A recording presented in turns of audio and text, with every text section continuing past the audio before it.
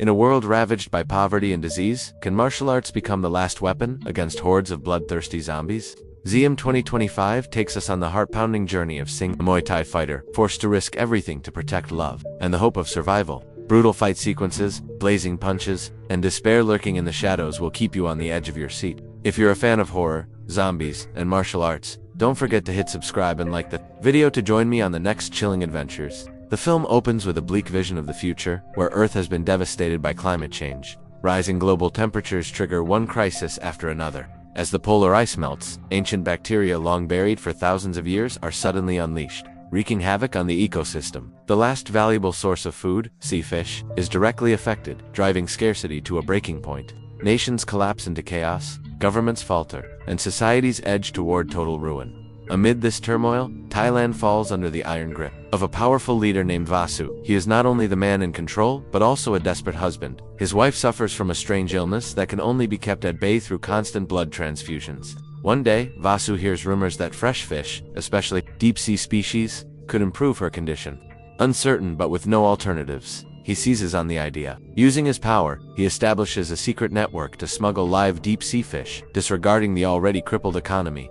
Fish become a rare luxury. The poor are left with fish heads, while the liver, the most valuable part, is reserved solely for Vosho's wife. Seeing massive profits, Vasu goes further, expanding the domestic sashimi market. On the day the first shipment arrives, a celebrity is invited to prove the quality. Before the cameras, he eats sashimi on the spot. Moments later, his body convulses violently, black blood pouring from his mouth. He's rushed to the hospital, but his vital signs vanish too quickly for surgery. Just as doctors declare him dead, his body jolts upright. His eyes are vacant, veins turned pitch black, and he lunges at a nearby nurse, tearing her apart. Rin, a young doctor, happens to witness the horror while in discussion with the hospital director. She sees two terrified nurses flee as the reanimated patient staggers after them. Within minutes, the bitten nurse collapses, only to rise again as a bloodthirsty monster. Chaos erupts across the hospital. Screams echo through the corridors, blood splatters every wall. Heart pounding, Rin hides inside the medicine room, where a wounded patient crouches in silence. When she turns back, he is gone.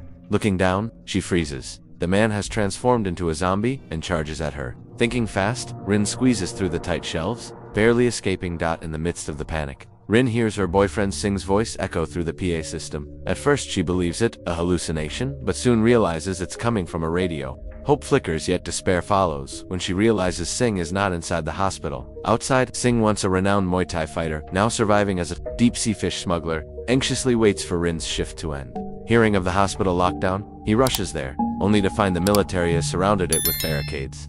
No one is allowed in.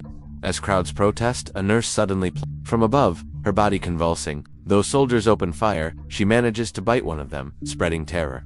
Singh seizes the chaos to attempt entry, but guards push the mob back toward the main gate. On the stairs, a zombie leaps onto a guard. Within seconds, the lobby descends into hell. The infection spreads with terrifying speed, screams echoing through every floor. Determined, Singh fights his way to the broadcast room, sending a message to reassure Rin that he is searching for her. Along the way, he unleashes lethal Muay Thai strikes, crushing hordes of zombies. Amid the carnage, he spots a terrified boy named Buddy being surrounded. Singh risks his life to save him, then learns Buddy's mother is Rin's colleague. Realizing the boy could help him find her, Singh takes Buddy along. They push forward cautiously, hiding when swarms appear. In darkened rooms, Singh sees others end their lives in despair. But his resolve remains unshaken. He must save Rin. What Singh doesn't know is that the military has already issued orders. The entire hospital will be blown up within 30 minutes to contain the outbreak. Anyone attempting to escape, infected or not, will be shot on sight. Meanwhile, Rin shelters with a small group of survivors in the infirmary. Restless and worried for Singh, she decides to move. She heads to the security office, hoping the system might hold a clue. After a tense struggle, she retrieves a key from a dead guard and forces her way inside. But the monitors reveal only despair. Hallways overrun by the undead, with no sign of Singh.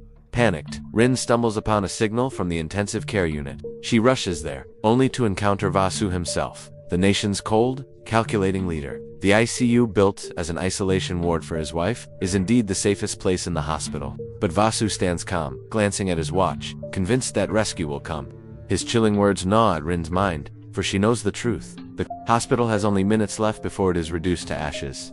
In truth, everything unfolded just as Vasu expected. The top military commander immediately realized that he and his wife were trapped inside the hospital. Vasu was the nation's most powerful figure. If he died, the entire political system would plunge into chaos.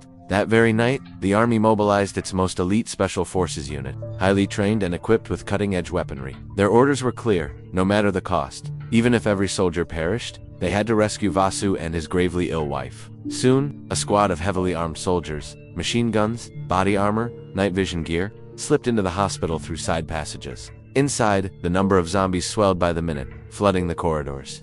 Singh, having learned hard survival lessons, avoided the main staircase overrun with the undead. Instead, he led young Buddy along scaffolding outside the hospital wall. Climbing step by step through the freezing air and stench of blood, after a grueling climb, they reached the 3rd floor, battling their way through swarms of zombies. Against all odds, they found Buddy's mother hiding in the nursery. Amid the chaos, mother and son embraced, tears streaming down their faces. Yet sorrow lingered in her eyes. Her trembling voice begged Singh to care for Buddy, knowing she wouldn't. Last, Singh then saw the bleeding bite on her arm. Moments later, Buddy's world collapsed as he watched his mother convulse, eyes turning milky white. Singh dragged the boy away, strapping him tightly to his body as they forced a path through, the monsters barely surviving. Meanwhile, in the isolation ward, Rin faced a grim task. Vasu discovered the blood supply keeping his wife alive was running out. As her attending doctor, Rin had no choice but to search the hospital for more. Though danger lurked at every turn, her sharp instincts allowed her to predict zombie movements and slip past unnoticed. By then, Singh and Buddy had reached the 5th floor. In the dark halls, Singh stumbled upon Rin's familiar necklace lying on the ground. His heart tightened. She was close. Looking up, he spotted Rin at a distance, rushing into a room swarmed with the undead.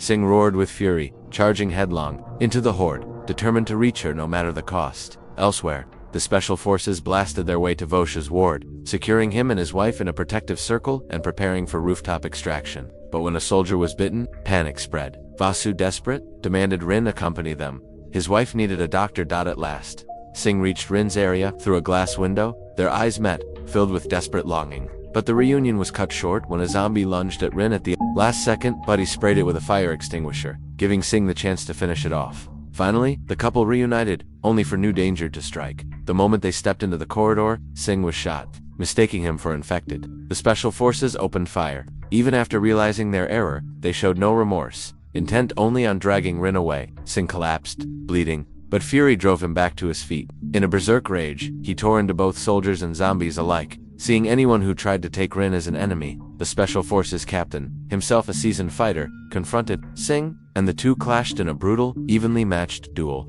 Singh eventually collapsed, unconscious, while the entire squad was wiped out. Rin rushed to bandage him, barely keeping him alive. But the nightmare was far from over. Singh, Rin, and Buddy pressed on, only to face mutated zombies. When the fire suppression sprinklers activated, the creatures, exposed to clean water, underwent a terrifying second transformation, faster, sharper, deadlier. Even Voshu's wife, who had eaten infected fish liver, mutated into a savage beast. Helpless, Vasu let her sink her teeth into his flesh, until the swarm engulfed him completely. Elsewhere, Singh, Rin, and Buddy were surrounded.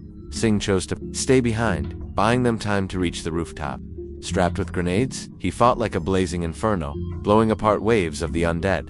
Rin, aboard the rescue helicopter, sobbed as she saw him overwhelmed. She begged the pilot to wait, just 5 more minutes. Below, Singh fought on with ferocious will, striking down every monster in his path. Then, the military's timed explosives detonated. The hospital erupted into a sea of fire. Rin screamed in grief, convinced Singh had perished. But in the final scene, Buddy ran up to her, breathless, as if to reveal something. The camera cut, Singh, battered and bloodied, still alive inside a wrecked vehicle, fending off zombies. He looked up with a faint smile, leaving a haunting question. Had he truly survived? Or was this the last flicker of his strength? So in the end, Ziam 2025 closes with a finale that is both tragic and open-ended. Singh sacrifices nearly everything to protect Rin and Buddy, staying behind as the military detonates the entire hospital. Yet in the final shot, we catch a glimpse of Singh still alive, leaving a faint spark of hope for a possible sequel. This ambiguous ending satisfies while also haunting the audience, raising questions: did Singh truly survive? And if so, what future awaits him and Rin in a world overrun by the undead? Strength's Muay Thai action fused with zombies delivers fresh, thrilling sequences. The hospital lockdown setting creates a claustrophobic, relentless tension. Practical effects feel authentic, with just enough gore to amplify the horror. A humanistic message about love, sacrifice, and the will to survive. Weaknesses: the storyline leans on familiar zombie tropes, echoing films like Resident Evil or 28 Days Later. Supporting characters, especially Vasu and his wife, lack deeper development, leaving their motivations simplistic. Some scene transitions feel rushed, giving viewers little time to absorb the emotional weight. Takeaway: Ziam isn't just another zombie flick, it's a reminder of the power of family bonds and resilience. In life or death moments, what keeps us going isn't power or wealth, but love and trust. The film suggests that to protect those we care about, we may be willing to do anything, even walk through hell itself. If you find this video interesting, please give it a like, click on a subscribe button in order not to miss the incoming videos. Goodbye, and see you then.